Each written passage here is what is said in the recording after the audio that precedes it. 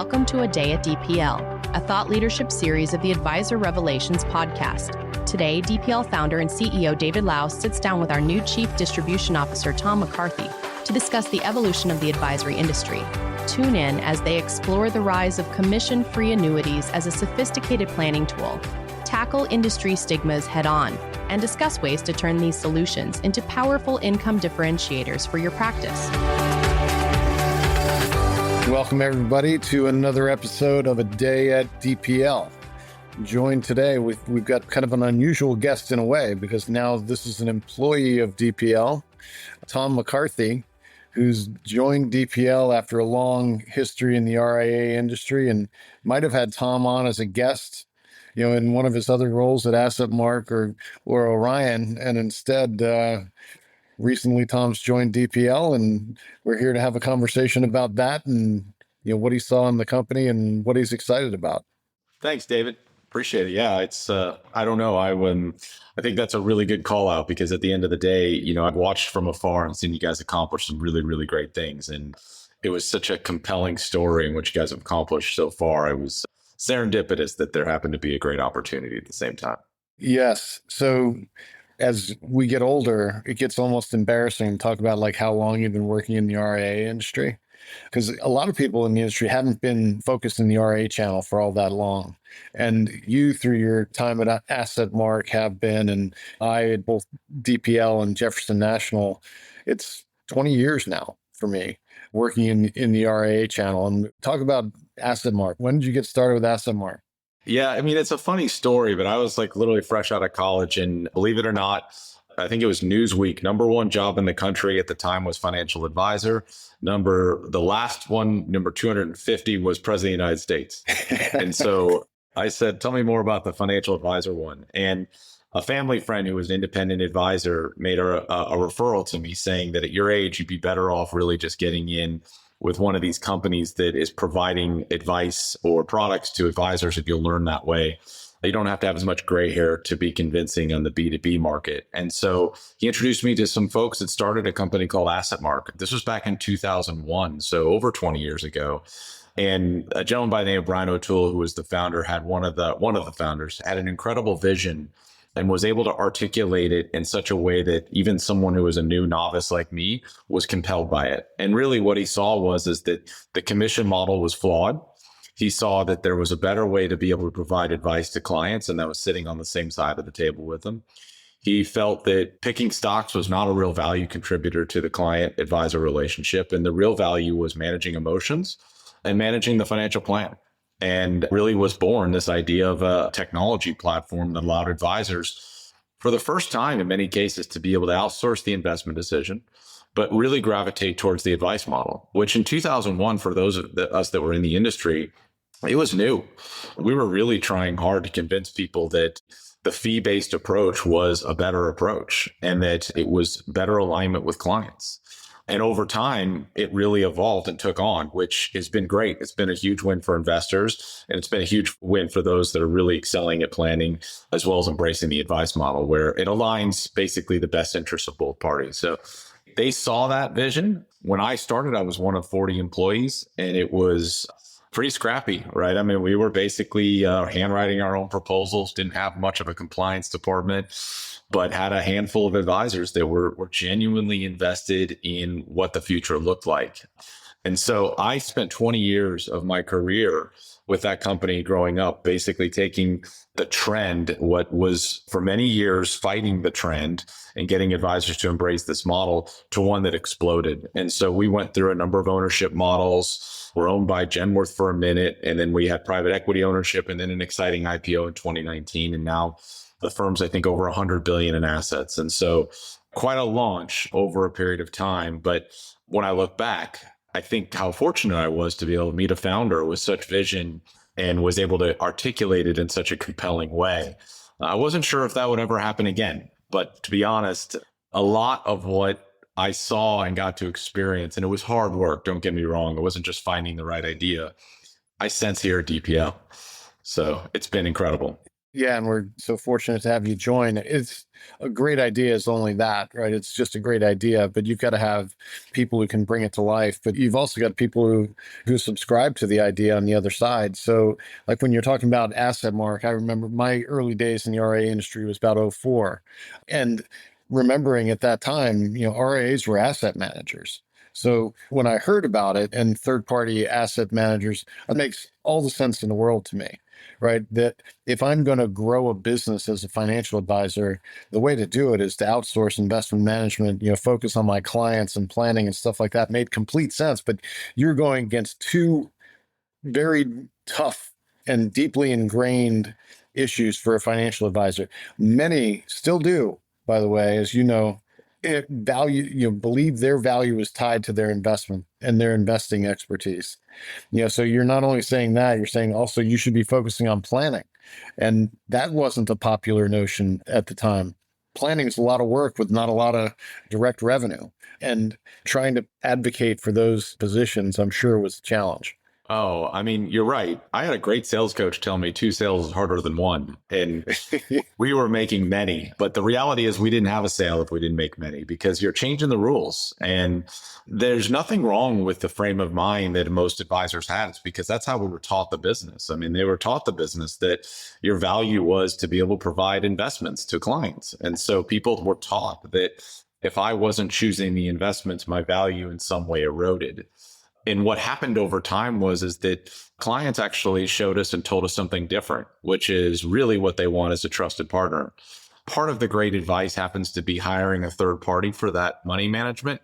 Then that's just as good advice as you being able to pick Netflix for them, right? And so they just want good advice. They want to believe that they're aligned with their financial partners. I'm very much a believer in financial well-being is second, if not right there with physical well-being. So people put a great deal of value in their advisors and they can't be conflicted. And we were able to really kind of break through a wall, which broke down the notion that I need to manage money to be good at what I do and that I need to be able to make an upfront commission to honestly pay for what I do. And we broke down both walls and really created an awesome white space for what is today the RIA industry. It was not easy though. I mean, it was a lot of work. No, whenever you're trying to change, some fundamentals like that, that's challenging work. We've done much of the same kind of thing with insurance and trying to change perceptions of insurance and how you think about it and how you work with it. But that growth, how did it start? Like, what were some of the early successes that made you think that, hey, this might actually work? Oh, geez. That's a good question. So one thing that AssetMark did a really good job was they value community and they value the ability to put advisors together. One of the interesting thing about independent business is that there isn't a natural community. That's right. And so bringing advisors together is really, really powerful when they can talk to one another. And so what we learned or what we started to see is that the amount of business that was just self-generating, meaning the referrals that were coming in, were starting to really just explode. And we saw a lot of the investment partners of the world start to transform the way they were building solutions. We saw the entrance of the ETFs, the entrance of these iShares, the entrance of these low-cost institutional price vehicles that really allowed advisors to be able to really do something different and great with their clients in ways they hadn't been able to do in the past. It also opened up the door for the advice model, right? It opened up the door for this transparency conversation. So I would say it was a lot of factors, right? It was all the products out there that said costs matter, transparency matters, and that it was advisors who were really starting to value things like the CFP and starting to value things like financial planning and being able to think about ways that they could add value that wasn't just investments. So it was those two levers that I think just started to really unleash an opportunity. And whether we liked it or we loved it, but it was a little surprising. There wasn't a ton of competition. Our industry is kind of naturally slow. And so we were skeptics of the fact that everybody didn't want to do what we did. And so we ended up just getting a lot of really first mover advantage there, if you will. It was a lot of fun. Yeah, that's always interesting because, we experience similar things, and from a different point of view. But, as I talk to people about DPL, particularly investor types, private equity venture, everybody wants to know who else does what you do. Who are your competitors? I'm like, nobody directly. I mean, there are people who do a little bit of what we do. They might do this aspect, that aspect, but nobody actually does what we do. And generally that should be a really good thing. But then people get nervous when like there aren't more people doing what you do. And then you want that affirmation of it's becoming more widely accepted because you're getting more competition, which we are. We're seeing more competition in our space. And then you want to see the advisors adopting. And were there any like key firms that you ever got that like you're like, oh, this was a big one. This is going to help move the market because this was an important firm? Yeah, well, so it was really difficult. So AssetMark in particular was targeting the broker-dealer market, so the independent broker-dealer market. So those were some of the earlier RIAs that still allowed for the commission revenue. And they were very fortunate to get some of the ones that morphed into very big ones, like out of the gates. They were actually Royal Alliance reps. So what is now Osaic ended up acquiring all these other firms. So it was almost this inorganic growth that made some of the existing clients so large. But it was really kind of the emergence of these advisors that were making wholesale book moves that was the transformative agent for a firm like AssetMark, where it wasn't the 1, 2, 3 accounts. It was, I'm going to move my whole business like this. And so we ended up seeing 40, 50%, 100% growth rates year over year, not because of one firm, but because of making the business decision to actually do a wholesale move to this is the way I'm going to do business. And that to me is I see that at DPL. What I saw at DPL from afar was that not only, David, do you and your whole team have the vision of what is the future of the modern annuity and structured products market, but you do it in a way where it's a compelling business decision, not a product one. And I do think that's what separates AssetMark. I think it's what separates DPL in big ways, if that makes sense. Yeah. So talk about that a little bit more when you talk about getting to a business decision rather than a product decision.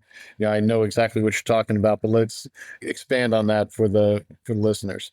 Yeah, no. Hey, look, it's really interesting, right? So independent advisors, they have a CEO cap, right? As well as the advisor cap. And as CEO, you have to think about what's going to give you the most scale and ultimately, and first and foremost, benefit your clients in a kind of an objective way, right? Because of the advice model, because of the fiduciary standard, you can't be conflicted by product. Our industry traditionally has wholesalers visit advisors and basically sell them a product. And they're kind of conflicted with what wholesaler is most compelling and I have to choose, right? So the reality is that every advisor knows they're going to provide investments to clients and they need to also remove the conflict as well. So what happens is that for a firm like AssetMark, due diligence and open architecture with compelling technology became the business decision. With DPL, you're making a business decision to be able to provide structured products to solve like the income gap or the growth gap or a preservation for your clients. But you don't want to make the decision to now find every single carrier that's going to provide those solutions. You don't want to be responsible for knowing the nuances of all those. You want to make a business decision that this is something I'm going to do, and I need a partner that's going to be able to allow me to deliver it with confidence and scale. That's where the technology comes in. So once you make that decision that you've got to find this partner that has the best technology, due diligence, and people, I'm done. And now I let them decide how that product suite actually grows because I have my partner there. Yeah. So, I mean, that's exactly, there were so many driving reasons to create DPL, but one is that annuities are really powerful products. They're great structures. There's no other product that you can get basically unlimited tax deferral with downside principal protection and lifetime income, right? So those are all like just structural benefits of annuities that can be leveraged in a plan and in a portfolio for the benefit of an end client, which fee-only advisors have never been able to use. So you've got a obvious conflict of interest, with the commission. They've never been able to use them. And so consequently, they'll trash them even, like they'll talk very badly about annuities, but annuities are great structures. Academics universally love annuities for retirement. And I always say if they'd been commission free all along, they'd be non-controversial. So now this enables, by removing the commission, you're taking out all the problems that the traditional fee-only advisors had with them. And now you enable them to unlock the value and potential of the benefits they can bring into a portfolio, like you're saying. And then leveraging our tech, you don't need to be a product expert. You just start leveraging it for the benefits. You want income? Just tell us you want income. We'll find income. But that's one of the driving notions, that these important products that advisors really need in their toolkit, particularly in this day and age. And taking the commission out and delivering tech really enables it. I mean, David, part of the reason I got so excited about this opportunity is that I think that story is still, there's so much yet to be heard by the RA community, right? And there are a whole dozen reasons why that story hasn't been loud enough. But I can't go to a conference without people talking about how excited they are about private markets. And in particular, it's all about credit. Every one of them are saying, I need more income, right? And what's interesting is that annuities and these structured solutions actually provide, when you do it, when you pull out the commission, actually provide an incredibly compelling, sophisticated income product that sits right next to any one of these alternatives and private market solutions. And so I think about all these advisors when they're trying to tap into the private markets and the alternatives to solve these problems for their clients. The feedback I get from advisors is that they don't have the confidence to choose from all the things in a private market suite. They need a partner that can help narrow it down, provide due diligence, and give them the confidence. I mean, it's a perfect storm for DPL to really explode within the RA community, because you've got this huge appetite for alternatives and structured products. And you now have products that are being built for the institutional investor. You just need a technology to deliver it, that's going to deliver it in a very easy electronic way for onboarding, but also provide ongoing due diligence and confidence, so you don't feel the burden of having to do the homework on the hundreds of carriers and other solutions out there. It's a really cool story. Yeah, no doubt. And I mean, annuities suffer from the burden of their name, right? Kind of, and some of the damage the industry has done to itself in continuing to foster commission practices. But it's one of those things. Annuities do income really, really well. Annuities are extremely efficient at generating income.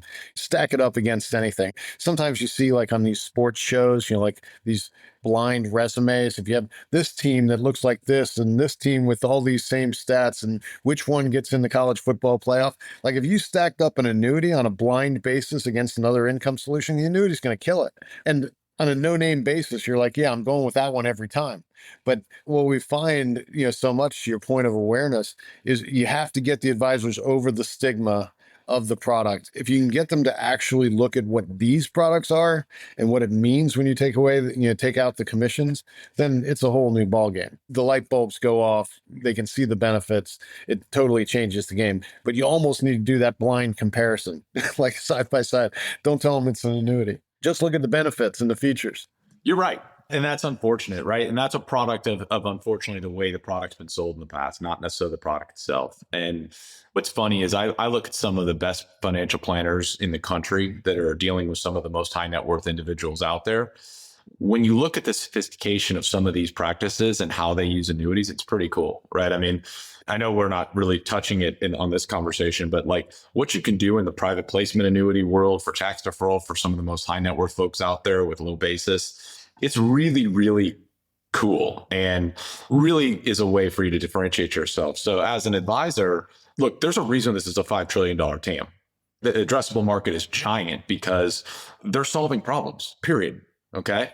So as an advisor, I would feel compelled to understand, well, if there are institutional versions of these products, I need to be looking at them. I need to understand how it fits into my alternatives conversation, my structure conversation, where I'm trying to provide solutions that solve these income gaps. Because if I'm ignoring it and I'm only focusing on a public market, that market's shrinking. And it's not nearly as adaptable to being able to solve financial planning problems as a public market is. We saw that recently when, we grew up thinking bonds diversified against stocks. Right. What happens when they go together? Right. Your SOL, right? So if anything, people should be really excited about looking for more ways to be able to solve the financial planning problems that you face every day. And you're ignoring a giant one if you're not looking at structured products, including annuities. Yeah, it's again, I think the product category works is one of our biggest challenges is overcoming that category and the stigma of annuities, particularly in the RIA space, where they had also the financial conflict of interest. You can't like them, right? People used to call it annuicide. If I allocate to annuities, I'm going to kill my practice. I'm losing money in my AUM. But this is now a different animal. Low cost, you can bill on them. It's part of a portfolio and a solution. They're integrated into your software. It really works far differently than the annuities of old. And you're tapping into something too that I think is largely unheard as well, which is that for those of the advisors that have made the choice to be a fiduciary, right? And yet they've got a legacy part of their business that is sold insurance, not knowing how to basically continue to provide ongoing help and support for your clients, yet managing a legacy book of annuities. That for a lot of advisors is a conundrum, right? What should I do with it? I'm not selling new ones. I don't know how to manage this. Yet DPL has basically raised their hand and said, look, not only can we provide a great technology and suite of options for you, but we actually have a solution for you. We allow you to really just go RAA only. Right? Let us partner with you as agent of record. You do not have to be the agent of record. Yep. Don't take a commission on it. So that completely absolves you from having to be able to be, insurance licensed and really manage that role, but really act in an advisory capacity on the same investment solution. Yep. So what we're hearing is like, wow, so you're telling me that I can keep the same compelling investment for my client, or more importantly, upgrade to a fee version of it, but not have to be able to retain FINRA license or insurance license because you're actually partnering with me as agent of record. Like, that is unheard of. There are so many advisors who know that, but it's such a game changer for really reinforcing the fiduciary model and separating the two acts and really partnering with them. Yeah, so the target advisory market in launching DPL again was the traditional RIA who's fee only, and now you're expanding their wallet share with their clients, helping them bring in held away assets, giving them some more tools in the toolkit to better design better plans and portfolios. And then it's the hybrid who's already migrated their business, the ones you're talking about, who've already migrated their business to a fee basis on the investment management side. And it's only the annuities that are sitting back that they have a broker-dealer relationship for, that they maintain the FINRA licensing for, that they're still collecting commissions on. And we can migrate those and we can transition their practice. And what I think a lot of people don't yet realize is how many fee-based products there are now, right? So I was just talking to somebody the other day, as a matter of fact, who said, I still think of what you did at Jefferson National, like just the low cost investment only product. It's like, yeah, that's part of why I left to build this, was because that was the only kind of solution we could offer. We know clients need more. They probably bought the product originally because they liked the idea of guaranteed lifetime income. So we've got products of all kinds, every variety with every feature. They all exist in fee-based chassis now. It's not just a couple narrow product choices. It's funny what you made me think of there is like, I meet so many advisors that are, who make great recommendations for their clients and then have somewhat of a anxiety around changing that recommendation in the future. Right. It's funny to me, like there's almost this feeling that it'll make me look like I didn't recommend the right thing. And it really couldn't be further from the truth. In fact, I think you would be doing yourself a disservice if I were to look at clients and say, here's my recommendation for you. And good news, I'm not going to consider anything for the next 30 years, any innovation in the industry, anything that might be better, because this is the best thing for you forever. That's right. And nobody will ever come up with anything better than this, ever. You'd just be foolish, right? So like when I say it like that, I do it on purpose, right? Because you should embrace change, right? You should look at clients and say, this is the best for you today, but I want you to know that we have partners and we have internal associates that, and myself included, that do nothing but look at the industry to figure out how it evolves. And if we can get to you in a day where costs have significantly gone down and the benefits continue, go up significantly, like we've seen in this market, we would be doing you a disservice if we didn't make the recommendation to change. You should be excited about that. Yeah, that always befuddles me when I hear about advisors who don't want to make a change because they sold the other product or whatever it might be. Like you said, you've got to presume that the client wants you to find new and better solutions. And how often, as an advisor, do you get to deliver tangibly good economic news? It's not just because the market went up. I found you a better product. I'm saving you thousands in fees on on this product because I continue to do the job you're paying me to do. In fact, that's what I love about the advice model, is because you're paying an ongoing fee so that your advisor is always looking out for the right decisions for you. There's no conflict there, right?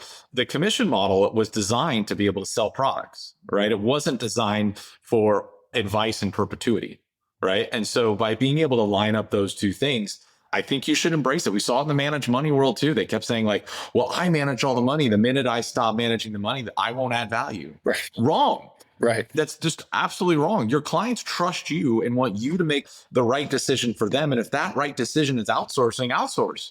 They don't care. Right. And you can't be an expert in everything. And there's a lot of value to scale in managing assets. So particularly for smaller firms, it never made sense to me why they want to be in-house managing assets. The resources it takes to do that when you can be out servicing your clients, finding new clients, helping them make better financial decisions across their lives, which is more and more what clients demand, right? I would agree. It's funny, like here's a quick exercise I used to ask a lot of advisors is I would say to them first, what are your top 3 things that you consider to be your primary value proposition? Just name them. Top 3. Write them down. And then if I were to go to your top 4 or 5 clients and ask them the exact same question, I want you to write down 3 reasons why you work with this advisor. How often do you think those would match up? Almost never. Exactly. Yes. And they all agree with that too, right? Right. So it's just funny, right? Like at the end of the day, really listen to your clients and focus on what it is that and if you're providing value and your clients don't know it, then you're not adding that value in their minds. That is not valuable to them. Yep. That's one of the things you mentioned, the TAM of the annuity market, which is about a $5 trillion market. And that's in spite of the fact that they've got a controversial reputation. It really shows you how badly consumers want lifetime income. They want the predictability of lifetime income. They want the certainty of it. Like there's so endless academic studies to show you how not only the economic benefits of annuities, but the psychological benefits of annuities in retirement. And then for advisors, again, ask your clients what they want. Talk to them positively about an annuity rather than try to tell them when they ask you that, oh, you don't want that. You don't want that. Let me tell you what you don't want. Like, how about listen to your clients, listen to the market, and come with them with a solution of, hey, I haven't recommended annuities before in the past because they've been commissioned and don't align with my ethics and fiduciary advice, but today they do. And now we can talk about lifetime income and the tax deferral and the benefits of annuities. Those are the right questions. And I would argue that your problem with it wasn't necessarily the product itself. Your problem was necessarily the way it was delivered. Yeah. And the expectations that came with that. Because in many cases, the product itself actually serves a great purpose. Any financial planner out there who's doing Monte Carlo simulations, the whole thing is trying to build a confidence around you not outliving your income, period. Yeah. Like if you had a tool or a vehicle that allowed that number to go up, would that be valuable to you? Right. Of course. Taking no additional risk, probably take risk off the table, as a matter of fact, and make that confidence score go up. But it's great to be, I know one of the things that also, attracted you to working at DPL, which has been important to me in my career, obviously, but is making sure you're doing the right thing for the client. There's believing in what you do and the products and value you provide is very important to you. And that was, mutually attractive and something I know has driven both of our careers. Thank you for bringing that up. It's something that has meant a lot to me. And I learned early on with some just really good human beings in this industry that founded the AssetMark in the beginning of my career, where whenever you're entering a new career, you're always like dealing with business decisions and choices. And in all versions of the firms I've been with, the client first mentality has been there. And when I had a chance to meet your colleagues, David, and the folks that you've recruited, it speaks so much to that. Every decision that's made, everything that embodies at DPL starts and ends with how it's better for the clients first. And that to me was such a great green flag of this, because we've seen versions of our industry where that's not the case. and it's all about revenue. That isn't fun. And so I'm a big believer in putting the client's interest first matters. I always liken it to the Uber model. All Uber did was pay attention to the rider, right? All the cabs did was pay attention to pleasing the cities, and they paid each other off and figured it out. But once you took a minute and thought about the rider, you had $100 billion solution, right? So that's what you all are doing here is you care about the rider. And I think you're changing the rules. We're changing the rules, Mac, to say that. That's right. That's right. Terrific. So, and I'll let you just touch on before we almost missed it and talking over your background, but in between DPL and AssetMark, you had a nice run at Orion, and that was another set of really good leaders and a great business there. Yeah, funny enough, some of the same. So I didn't really go far, but I say that because one of the things that was really cool about my run at AssetMark was I learned a lot about the independent space. But what's also been prevalent is that the RIA space has really boomed and the technology entrants have boomed. And so the way RIAs in particular are consuming technology has changed a lot. And so AssetMark was a pre-built package. And if you didn't buy the package, it wasn't as exciting for you. Like it wasn't perfect fit for you. Orion built a business on the idea that they were going to sell technology a la carte, and RIAs were going to use what made most sense to them. And they were going to offer a compelling package solution, but also an a la carte solution. And it represented an opportunity to go work with a firm that was truly disruptive in the RIA space. They dominated the retail RIA space.